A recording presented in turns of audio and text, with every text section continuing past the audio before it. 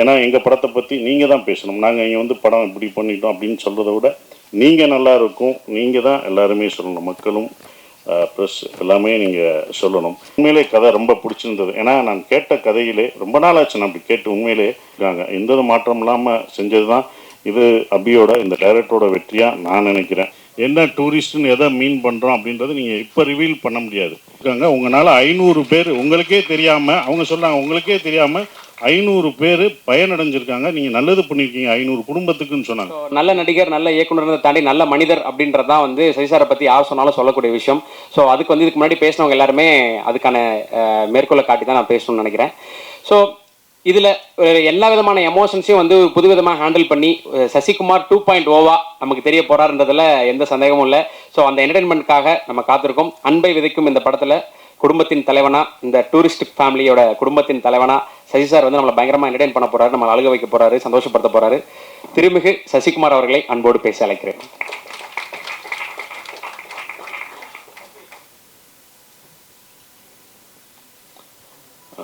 எல்லோருக்கும் வணக்கம். நாங்கள் ஸ்டேஜ் ஏறும்போது சீக்கிரம் முடிஞ்சிடும், எல்லாம் கொஞ்சம் கொஞ்சமாக தான் பேசுவாங்கன்னு நினச்சேன். நான் நினச்சது ஏன்னா இவங்க ஷூட்டிங்கில் அவ்வளோவா பேச மாட்டாங்க, ஒர்க்கில் அவ்வளோவா பேச மாட்டாங்க.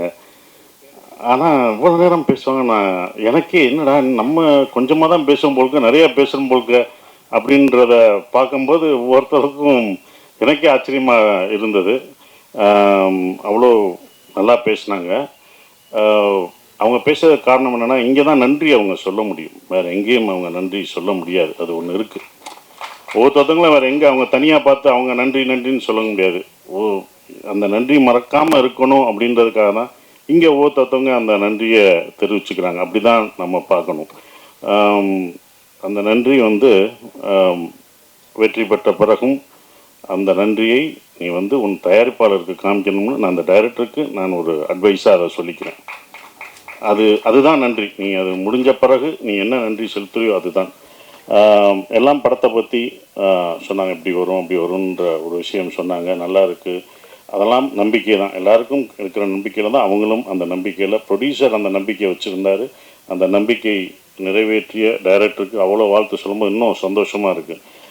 என்ன நினச்சி ஒரு ப்ரொடியூசர் தான் ஒரு படத்தை பார்த்துட்டு இது நல்லா இருக்குது எனக்கு திருப்தின்னு சொல்லணும். அது ஒரு 100% சொன்னது எனக்கு சந்தோஷமாக இருக்குது. இருந்தாலும் நல்லா எழுதிட்டோம் அப்படின்னு ஒன்று இருக்கும்ல, நல்லா எழுதியிருக்கோம்டா சப்ஜெக்டு, ஆனால் என்ன ரிசல்ட் வருதுன்னு ஒரு பயம் இருக்கும். அந்த பயத்தோடு இருக்கிற மாணவனாக மே 1 அந்த ரிசல்ட்டுக்காக மக்களும் நீங்களும் கொடுக்க போகிற அந்த ரிசல்ட்டுக்காக காத்துக்கிட்டு இருக்கோம். அதுதான் நான் காத்துட்ருக்கேன்.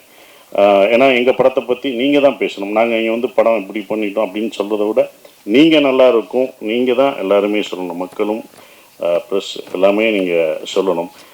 எனக்கு இந்த படம் அவர் சொன்னார் ஃபுல்லாக அபி 24 வயசு பையன் வந்து சொல்லும்போது இங்கே வயசு முக்கியம் இல்லை, நல்ல கதை நல்ல விஷயம்தான் முக்கியம். அதை யுவராஜ் அந்த டீம் பார்க்கல. ஏன்னா அவங்க ஒரு ப்ரொடக்ஷன் ஃபஸ்ட்டு வந்து என்கிட்ட சொல்லும்போது 2 நண்பர்கள், அந்த 2 பேரும் நண்பர்கள், அற்புதமான நண்பர்கள். அதுவே எனக்கு பிடிச்சி போச்சு.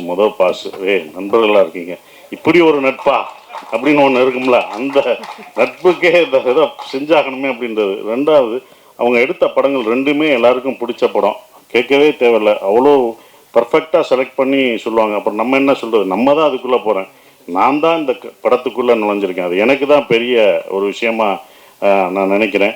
கதை சொல்லும்போது கூட அப்படியே அந்த மியூசிக்கெல்லாம் போட்டு விட்டாப்புல, அப்படி போட்டு சார் அப்படின்னு வரும் சொல்கிறாப்புல. நான் சொல்லலை, நான் பாட்டு சீரியஸாக பார்த்தேன். கேட்டுக்கிட்டு யுவராஜ் சிரிக்கிறாப்புல, யுவராஜ் அழுகிறாப்புல, என்னடா கூட வந்த ப்ரொடியூசர் அழுகிறாப்புல. நான் அப்படி திரும்பி பார்க்குறேன், ஒரு சவுண்டு கேட்குது. என்னன்னு பார்த்தா பக்கத்தில் இருக்கிற ப்ரொடியூசர்ஸ் அதுக்கு அழுகிறாப்புல. திடீர்னு அவர் சிரிக்கிறாரு. ஓகே, இது சைடு எஃபெக்ட் கொடுக்குறாங்க போலுக்கு அப்படின்னு நினச்சேன்.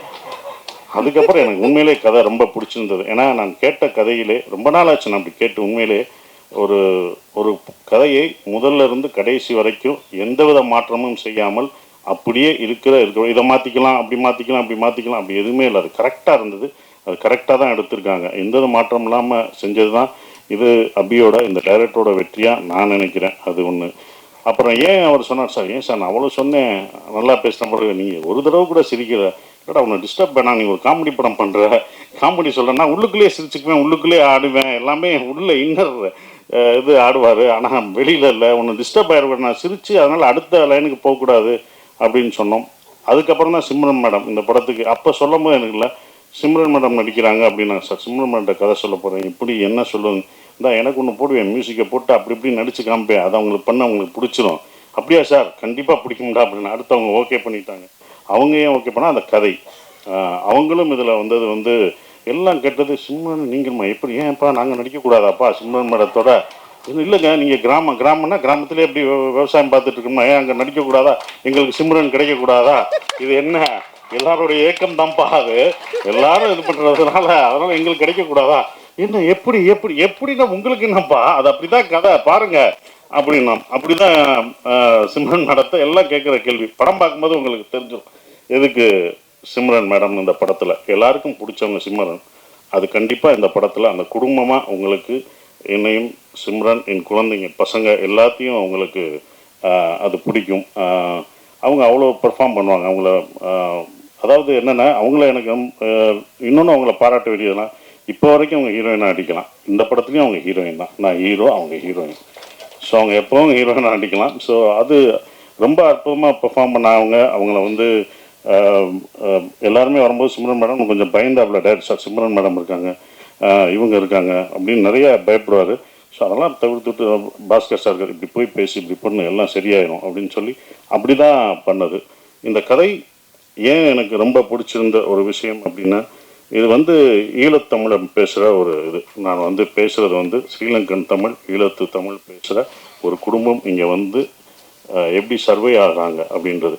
இது பார்க்கும்போது உங்களுக்கு காமெடியாக தெரியும், காமெடியாக இருக்கும். எப்படின்னு யூஸ்வலாக ஸ்ரீலங்கன் படமோ ஒரு ஈழத்தமிழர் படங்கள் எடுக்கும் போதோ அது சோகமாகவும் கஷ்டமாகவும் தான் நம்ம பார்த்துருப்போம். இந்த படம் சந்தோஷமாக இருக்கும், உங்களுக்கு சிரிக்க வச்சுட்டே இருப்போம். ஆனால் உள்ளுக்குள்ளே உங்களுக்கு ஒரு விஷயத்தை சொல்லிக்கிட்டே இருப்போம், அவங்க வழிகளை. அதாவது ஒரு சந்தோஷத்தை, வலியை மறைத்து தான் சந்தோஷத்தை நம்ம மறைத்து இந்த குடும்பம் உங்களுக்கு சந்தோஷத்தை கொடுத்துட்டே இருக்கும். அப்படி தான் வரும்.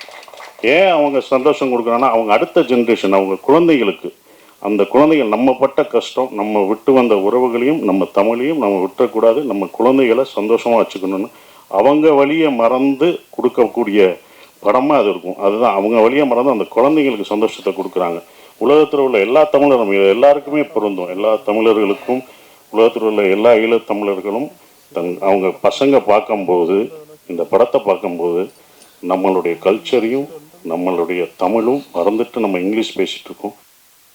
தமிழ் நம்ம மொழியை கற்றுக்கணும் அப்படின்ற ஒரு 10 பேர் வந்து அப்படி வந்து மாணவர்கள் வந்தாங்கன்னா, பசங்க வந்தாங்கன்னா, அதுதான் இந்த படத்தோட வெற்றியாக நான் நினைக்கிறேன். அது கண்டிப்பாக நடக்கும் அப்படின்ற அந்த நம்பிக்கை எனக்கு இந்த படத்து மேலே ரொம்ப ஸ்ட்ராங்காக இருக்குது. எல்லாம் நம்பிக்கை தான் இருக்குது. அது மாற்றும் உலகத்தமிழ் அப்படின்ற நம்பிக்கை இருக்குது. அவங்க ஃபேமிலியோடு கூப்பிட்டு வந்து பார்ப்பாங்க. இங்கே உள்ள மக்களும் அவ்வளோ எல்லாத்தையும் கலெக்ட் பண்ணுவாங்க. ஏன்னா இங்கேருந்து போய் அங்கே கஷ்டப்படுற, அங்கே வழியாக வாழ்ந்துட்டு இருக்கவங்களுக்கும் இந்த படம் ஒரு நல்ல அவங்க சிரிக்க வச்சுட்டே தான் சொல்லுவாங்க. எங்கேயுமே அவர் வந்து இது பண்ண மாட்டார், பட் ஃபீல் குட் மூவியாக கண்டிப்பாக இருக்கும். அவர் சொன்னார் எப்படி இந்த படத்தை இது பண்ணேன்னு நான் கேட்கும்போது, அவருக்கு இன்ஸ்பயர் ஆனது தெனாலி படம். அதை அவர் சொல்ல மறந்துட்டார். தெனாலி படத்தை நான் இன்ஸ்பயர் பண்ணிதான் சார் இதை நான் எடுத்தேன். இந்த படம் பார்க்கும்போது உங்களுக்கு தெனாலி மொழி படங்களை ஞாபகப்படுத்தும் நம்புகிறேன் நான். அது கண்டிப்பாக இருக்கும். அப்படிப்பட்ட ஒரு படம் இந்த டூரிஸ்ட் ஃபேமிலி இருக்கும் அப்படின்றது. இந்த படத்தில் மலையாளத்திலேருந்து வந்திருக்காரு. அந்த மலையாள இதெல்லாம் மறந்து அழகாக என் மகனாக சூப்பராக பண்ணார். நான் உங்கள் கதை சொல்லும் போதே சொன்னேன், இதில் யாரும் நடிக்க மாட்டாங்க, எந்த ஹீரோ நீ போயிட்டு வா, எங்கே சுற்றி வந்தாலும் என்கிட்ட தான் வர முடியும். ஏன்னா இவ்வளோ பெரிய பையனா யாரும் எந்த ஹீரோ நடிக்க மாட்டாங்கன்னு நான் நினச்சேன். சில ஹீரோக்கள் நடிப்பாங்க, சிலர் நடிக்க மாட்டாங்க. அதுதான் அப்படி இது எனக்கு தான் இந்த கதை இருக்கும் அப்படின்னு நினச்சேன். அப்படி வந்தால் மிதுன் சூப்பராக இருந்துச்சான். பெரிய டைலாகு, நானும் அவனும் பேசுகிற ஒரு சீனு, அதில் வந்து ரொம்ப அற்புதமாக நான் எதிர்பார்க்கவே இல்லை. இன்னும் இவ்வளோ சீன் இருக்கு, என்னோட டைலாக் இருக்குது, எப்படி பேசுவார் அப்படின்னு நினச்சேன். ஆனால் அற்புதமாக பேசி இது பண்ணிட்டாப்புல. படம் பார்க்கும்போது உங்களுக்கு தெரியும். இந்த படத்தில் யோகி பாபு சார் எல்லாமே இருக்காங்க, பெரிய ஆர்டிஸ்ட்லாம் இதில் இருக்காங்க.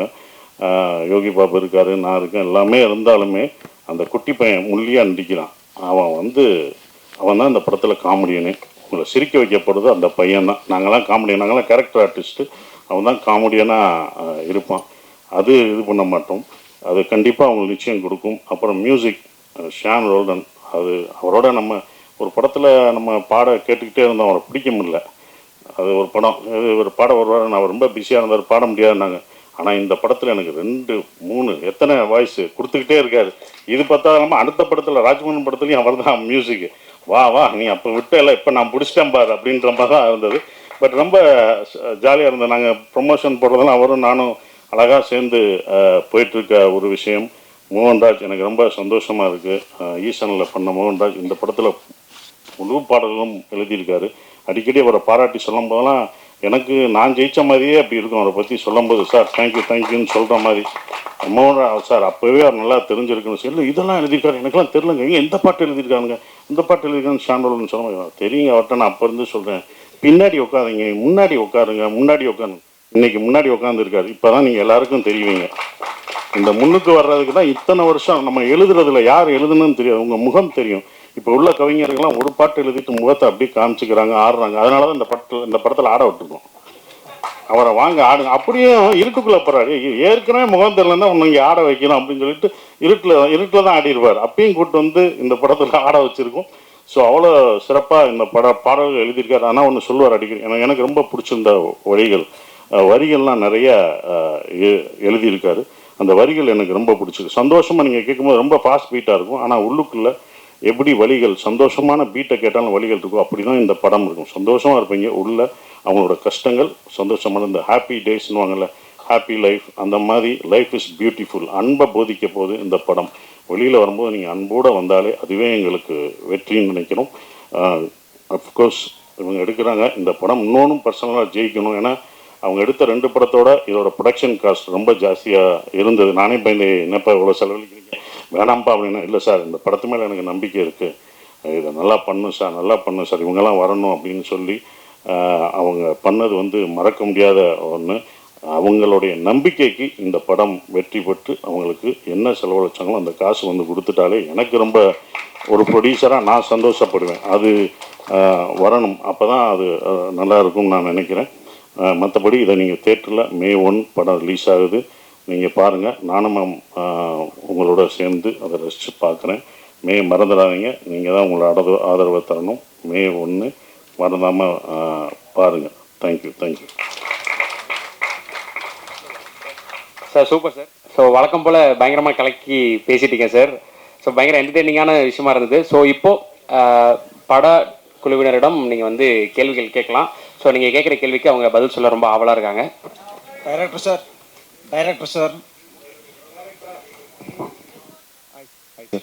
பொதுவாக இலங்கையிலேருந்து அகதிகளாக இங்கே வர்றவங்க அகதி முகாமில் தான் இருக்க முடியும். நீங்கள் வெளியில் தனியாக வீடு எடுத்து தங்க வச்சுக்கிற மாதிரி கதை வச்சுருக்கீங்க. போலீஸ்லேருந்து தப்பிச்சு வந்த மாதிரி இருக்கா? கேட்கல சார். போலீஸ்லேருந்து தப்பிச்சு வந்த மாதிரி கதை எழுதியிருக்கீங்களான்னு கேட்டேன் சார். அது வந்து நீங்கள் படத்தில் அதுக்கான காரணம் கரெக்டாக கொடுத்துருக்கோம். நீங்கள் அதை படத்தில் ஏன்னா இப்போ சொன்னேன்னா அது ரிவீல் ஆகிடும், அது படத்தில் உங்களுக்கு அது ஜஸ்டிஃபை ஆகிடும் அந்த படத்தில். சசி சார், நீங்கள் சிம்ரனை பற்றி சொன்னீங்க, நான் ஏன் சிம்ரன் கூட நடிக்கக்கூடாது அப்படின்னு. அவங்களும் உங்கள் கூட நடிக்க ஒத்துக்கிட்டாங்க, கதை நல்ல இது. நீங்கள் வந்து அவங்கள்ட்ட பார்த்த வியந்த விஷயம் என்ன விஷயம்? அது வந்து ரொம்ப சொன்ன மாதிரி கொஞ்சம் ஒரு ஏஜாகவும் நடிச்சிருக்காங்க, அதை பற்றி கொஞ்சம் சொல்லுங்கள். நீங்கள் சிம்ரன் ரசிகரா? எடுத்தோன்னே எங்களை பற்றியெல்லாம் கேட்கல. நீங்கள் சிம்ரன் பாருங்கள், உங்களுக்கெல்லாம் சேர்த்து தான் நான் நடிச்சிருக்கேன், அதுதான் ஒன்று. அவங்களோட ஏன் ஒன்று வர்றது ஓகே பிடிச்ச பர்ஃபெக்ஷன். அவங்க சூப்பர் பெர்ஃபார்மருங்க. அவங்க இப்போ வரைக்கும் ஹீரோயினாக நடிக்கிறாங்க. ஏன் அந்த பெர்ஃபார்மன்ஸ் தான். நீங்கள் ஏஜ் ஆகிடுச்சுன்னா சொல்கிறேன், அவங்களுக்கு வயசே ஆகாதுங்க, அவங்களுக்கு வயசே ஆகாது, அவங்க பெர்ஃபார்மன்ஸ் தான். இவர் சொல்லும் போதும் அந்த இலங்கை தமிழ் பேசும்போதும் எங்களுக்கு நாங்கள் ராமேஸ்வரத்தில் எடுக்கும்போது அவங்களோட கன்னத்தில் முத்தமிட்டால் ஞாபகம் இருக்கா? கன்னத்தில் முத்தமிட்டால் உங்களுக்கு எப்படி ஞாபகம் வந்துச்சு, எங்களுக்கும் அது ஞாபகம் வந்துச்சுண்ணே, அதுதானே வந்துச்சு. சார் சசிகுமார் சார், அதாவது இந்த படம் வந்து அகதிகளாக வெளில வந்து அவங்க வந்து அது டூரிஸ்ட் மாதிரி என்ஜாய் பண்ணுற மாதிரி காமிச்சிருக்கீங்களா? ஏன்னா இலங்கை அகதிகள்னால நமக்கு ஒரு இறக்கம் இந்த மாதிரி தான் ஏற்படும். இந்த படத்தில் வந்து டூரிஸ்ட் ஃபேமிலின்னு போட்டிருக்கீங்க, இலங்கை சப்ஜெக்ட்னு சொல்கிறீங்க இல்லையா? அப்போ அவங்க வந்து ஊராக போய் இப்போ கனடா அமெரிக்கா நம்ம தமிழர்கள் கூட அப்படி இல்லை, எல்லா ஊர்லேயும் இருக்கிறாங்க. அதை தான் சொல்லியிருக்குது அந்த படம். எப்படி அகதிகளாக வந்து ஆனால் அவங்க துன்பத்தை வெளியில் காட்டிக்காமல் சந்தோஷமாக வாழ்ந்துட்டு இருக்காங்க அப்படின்ற மாதிரி. அது நீங்கள் படம் பார்க்கும்போது தான் அதை பார்க்கணும். ஏன் வந்தாங்க, என்ன டூரிஸ்ட்டுன்னு எதை மீன் பண்ணுறோம் அப்படின்றது நீங்கள் இப்போ ரிவீல் பண்ண முடியாது. நீங்கள் இப்போ எல்லாமே ஒரு லைட்டராக தான் சொல்ல முடியும். ரொம்ப நாங்கள் வந்து உணர்ச்சிபூர்வமாக இதை ரொம்ப இன்னும் சொல்ல முடியாது. சென்சார் இருக்குது, எல்லாமே இருக்குது உங்களுக்கு. அதெல்லாம் அதனால தான் இதை வந்து ஒரு லைட்டராகவே அந்த படத்தை நாங்கள் சொல்லியிருக்கோம். சார் அதே மாதிரி இப்போ டூரிஸ்ட் ஃபேமிலி ரிலீஸ் ஆக போகுது. நேற்று டூரிசம் பிளேஸில் அவ்வளோ பெரிய தாக்குதல் நடந்திருக்குது காஷ்மீரில்.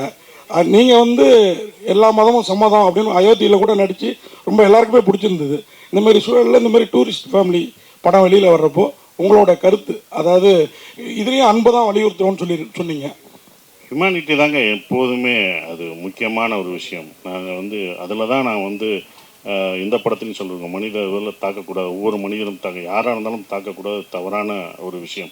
ஹியூமனிட்டி ரொம்ப முக்கியம். இதில் அன்பை போதிக்குது. இதெல்லாம் பார்க்கும்போது கொஞ்சம் மாறுவாங்கன்ற ஒரு நம்பிக்கை தான், அவ்வளோதான். சார் வந்துட்டியா? வா. இல்லை, கொஞ்ச நாள் முன்னாடி தக் லைஃப் ஆடியோ லான்ச் நடந்தது. அதில் பார்த்தீங்கன்னா உலகநாயகன் வந்து ஹிந்திலாம் பேச வரல, பொலிட்டிக்கல் ஆகிடும் அப்படின்னு சொல்லிட்டு இங்கிலீஷில் பேசணும்னு சொன்னார். ஆனால் இப்போ நீங்கள் சொன்னீங்க ஆங்கிலத்தை விட தமிழை கற்றுக்கணும்னு சொல்கிறீங்க. நீ அங்கே வம்புழுக்காத. இங்கே வந்து இது வந்து டூரிஸ்ட் ஃபேமிலி. ஏன்னா இங்கே டூரிஸ்ட் ஃபேமிலியை பற்றி தான் பேசணும். நீ இப்படி தான் எல்லாத்துட்டையும் வாங்கி கட்டுற. உன்னை சிவராஜ்குமார் சாரும் உன்னை தானே கேட்டார். இவர் தானே அன்னைக்கு நான் கை தட்டினது நான் தான்.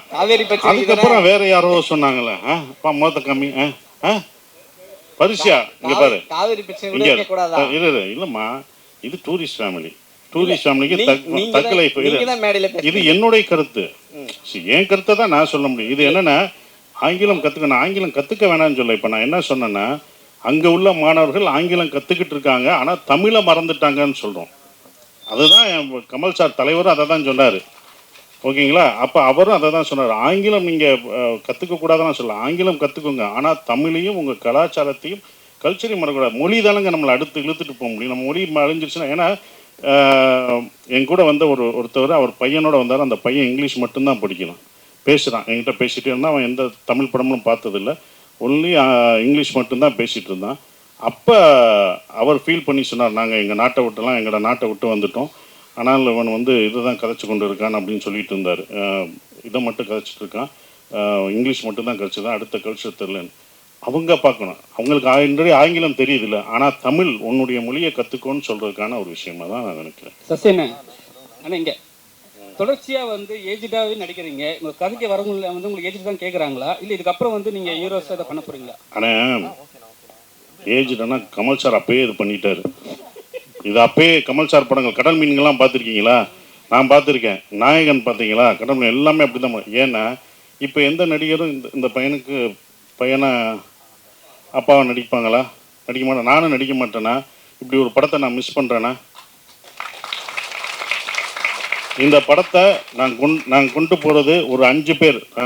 அயோத்தி படம் பார்த்துட்டு, உங்களுக்கு தெரியும் அயோத்தி படம் பார்த்து அயன் பதர் யாராவது நடிப்பாங்களா? நடிக்க மாட்டாங்க. ஏன்னா சண்டை கிடையாது, எதுவும் கிடையாது, சும்மா வண்டி ஓட்டணும், கடைசி ஒரே ஒரு வார்த்தை தான். அதுக்கு தான் அயோத்தி பார்த்துட்டு கவர்மெண்ட்டில் ஒரு இதே போட்டாங்க. எனக்கே அது தெரியாது. ஒருத்தவங்க நான் ஒரு ஃபங்க்ஷன் போகும்போது அந்த ஆஃபீஸர் சொன்னாங்க, கவர்மெண்ட்டில் சார் உங்கள் அயோத்தி உங்களுக்கே தெரியாமல் ஒரு நல்லது பண்ணியிருக்கீங்க. என்ன கவர்மெண்ட்டில் ஆர்டர் என்ன போட்டிருக்காங்கன்னா, இந்த இறந்தவங்களை கொண்டு போகிறதுக்கு இத்தனை சர்டிஃபிகேட் இருக்குல்ல, அதெல்லாம் ஈஸி பண்ணிட்டாங்க. 1 லட்சமோ 2 லட்சமோ அவங்களுக்கு மானியம் கொடுத்து இத்தனை பேர் இருக்காங்க, உங்களால் 500 பேர் உங்களுக்கே தெரியாமல், அவங்க சொல்கிறாங்க உங்களுக்கே தெரியாமல் 500 பேர் பயனடைஞ்சிருக்காங்க, நீங்கள் நல்லது பண்ணியிருக்கீங்க 500 குடும்பத்துக்குன்னு சொன்னாங்க. இது எனக்கு தெரியவே இல்லை. இது ஒரு 2 வருஷம் கழிச்சு தான் எனக்கு தெரியுது. இது ரொம்ப சந்தோஷமாக இருந்தது. அப்போ இந்த மாதிரி ஒரு படங்களில் நடிக்கிறதுக்கு நீங்கள் என்ன 70 வயசு தாத்தா வேஷம் போட்டாலும் போட்டுருவேன், அவ்வளோதான். நம்ம வேஷம் போட தானே வந்திருக்கோம், அதுதானே நம்ம வேலை. திடீர்னு காலேஜ் பையனா போவேன், அடுத்த படத்தில் காலேஜ் பையனா நடிக்க வைப்பாங்க. காலேஜ் அப்போ ஏன் காலேஜ் பையன் நடிச்சுன்னு கேட்பீங்களா? கேட்க முடியாது. அது நான் நடிப்பேன்ட்டுவேன், அதுக்கு தான் அது, அவ்வளோதாங்க. சசி சார் இங்க யாரு இங்க இங்க என்ன? ஐயோ என்னண்ணே? இல்லை, சென்னை வந்து எல்லாரையும் வாழ வைக்கிற அன்னை. நீங்க மதுரையிலிருந்து சென்னைக்கு வந்து இங்க வந்து எஸ்டாப்ளிஷ் ஆயிட்டு திரும்பவும் வந்து ஊருக்கே போய் பழப்பு நடத்துறீங்களே, என்ன காரணம்? அப்புறம் இந்த இயற்கை விவசாயத்தை மேற்கொண்டு வரீங்க, அதுக்கு என்ன காரணம்? அதுக்கப்புறம் வந்து ஸ்டுடியோ ஒன்று நீங்களும் சமுத்திரக்கனியை கட்டுறதா முன்னாடி சொன்னீங்க. இந்த 3 கேள்விக்கு வரிசையா பதில் சொல்லுங்க. இது வேணாம், ஒரு கேள்விக்கே ரொம்ப தாகாதீங்க. ஆனால் முதல் கேள்வி வந்து சென்னையில் வந்து இது பண்ணுறான், என் சொந்த ஊர் அதானே, என் வீடு அதுதானே, டெல்லிக்கு ராஜானாலும் பள்ளிக்கு பிள்ளை தானே, என் ஊருக்கு தானே நான் போக முடியும். ஸோ என்னுடைய ஊர் என்னுடைய இடம் அப்படின்றனால நான் அங்கே போயிட்டேன். அது விவசாயம் அங்கே இருக்குது, என்னுடைய குடும்பம்லாம் அங்கே இருக்கனால நான் அங்கே போயிட்டேன். வேறு ஒன்றும் இல்லை, இது இங்கே வந்துட்டாங்கன்னு என்ன இருந்தாலும் அங்கே தானே நான் போகணும் அப்படின்றதால அங்கே இருந்தோம். சென்னையில் அந்த நானும் சமுத்திரம் கரெக்டாக உங்கள்கிட்ட சொன்னோம், ஒரு ஸ்டுடியோ கட்டணும், கண்டிப்பாக அது பண்ணுவோம். அதற்கான வேலைகள் ஒரு இடம் வந்து அது ஃப்யூச்சரில் நாங்கள் கட்டலாம்னு யோசிச்சுருக்கோம். அது பண்ணோம். ஏன்னா அங்கே வந்து எல்லா இதையும், ஏன்னா இப்போ நாங்கள் அங்கே போயிட்டோமே, இதையும் எடுத்துகிட்டு போயிட்டோம்னா எடிட்டிங்கு டப்பிங் எல்லாம் எடுத்துப்போம், ஈஸியாகிடும். அதுதான் அது பண்ணுறோம். சசி சார், இந்த படத்தில் ஒரே நிமிஷம் மணி சார், இந்த படத்தில் ரொம்ப முக்கியமாக ஒரு விஷயம் வச்சுருக்கீங்க. வல்வெட்டித்துறை அப்படின்னு ஊர்லேருந்து அந்த ஃபேமிலி வருது வச்சுருக்கீங்க. அந்த வல்வெட்டித்துறை எவ்வளோ வரலாற்று முக்கியத்துவம்னு எல்லாருக்கும் தெரியும். இந்த ஈழத்தமிழருடைய வழியை வேதனைகளை தமிழ் சினிமா சரியாக பதிவு பண்ணிக்கணும்னு நினைக்கிங்களா? நாங்களாம் ஃபேஸ்புக்லேயோ சோசியல் மீடியாவில் ஏதாவது போட்டால் கூட பிளாக் பண்ணிட்டாங்க, அது பேர் போட முடியல, ஃபோட்டோ போட முடியல, அதுக்கான வாய்ப்பே இல்லை. அதை பற்றி என்ன நினைக்கிறீங்க சார்? பதிவு பண்ணலை சார், பண்ணவும் முடியாது சார். நீங்கள் ஃபேஸ்புக்கில் போட்ட லெட்டருக்கே இப்போ பிளாக் போடுறாங்கன்னா படமாக நாங்கள் எடுத்தால் கட்டு தான் போடுவாங்க. ஸோ அப்போ அது முடியாது. ஏன்னா அது அதை இந்த மாதிரி படங்கள் மூலம் தான் கொஞ்சம் கொஞ்சமாக லைட்டர்வே எடுத்துகிட்டு தான் வர முடியும். நாங்கள் ரொம்ப ஸ்ட்ராங்காக அந்த இதை நீங்கள் சொல்கிற விஷயங்களை ரொம்ப வழியாக அதை சொன்னோம்னா அதை வந்து எடுத்துகிட்டு போனோம். அது சென்சார் இதுதான் ஆகும், சென்சார் கட் ஆகும். இது நம்ம இல்லை, நம்ம இந்திய அரசாங்க சென்சார் இருக்குது, அந்த தணிக்கை குழு பண்ணுறபடி நம்ம இது பண்ணணும். ஸோ அப்போ அந்த மாதிரி படங்கள் எடுக்கும்போது அதை கட் பண்ணுவாங்க. அது ஒன்றும் பண்ண முடியாது, அது மாறினா தான் நாங்கள் எடுக்க முடியும். அதான் 2 கொஸ்டின்ஸ். ஒன்று வந்து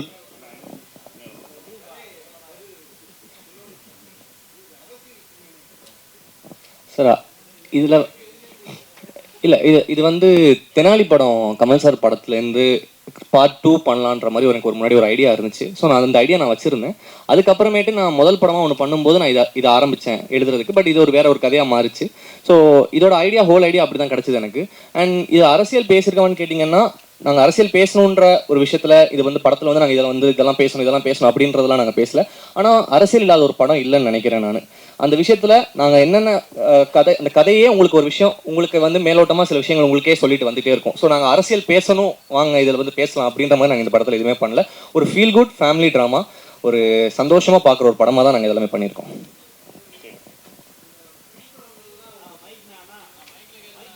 இல்லை சார், நாங்கள் ரிசர்ச் பண்ணி அதனால தான் சொல்கிறேன். நாங்கள் வந்து இதில் வந்து ஒரு அரசியல் படமாகவே நாங்கள் அது பண்ணல. இது ஒரு குடும்பத்துக்குள்ளே நடக்கிற ஒரு, இது வந்து அரசியல் படமே கிடையாது. இது ஒரு குடும்பத்துக்குள்ளே நடக்கிற ஒரு அழகான ஒரு அப்பா, பையன், அவரோட மனைவி, ஸோ இவங்க 4 பேர் சுற்றி நடக்கிற ஒரு அழகான கதை, அவ்வளோதான். டைரக்டர் சார், உங்களுக்கு நான் question and there's also question to the producer. 2 questions. உங்களுக்கு முதல் கொஸ்டின் கேட்டுறேன்.